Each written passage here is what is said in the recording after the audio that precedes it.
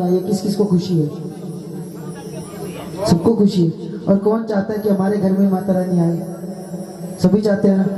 तो आओ, माता रानी को अपने घर पे वर्मा परिवार ने बुलाया और कहा क्या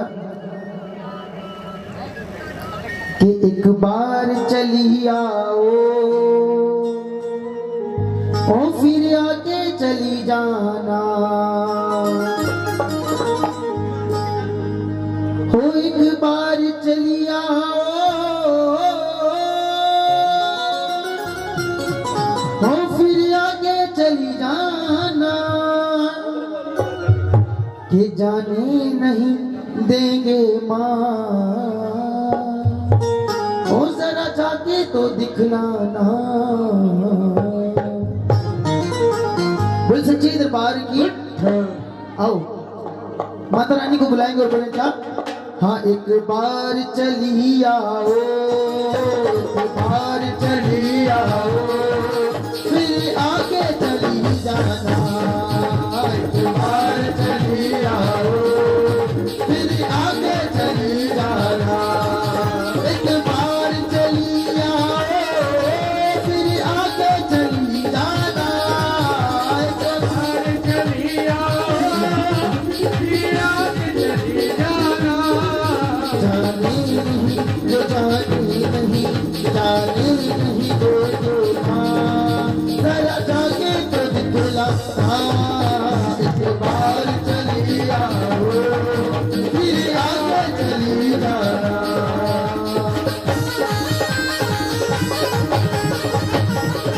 ताली ताली मेरे हाथों की ताली।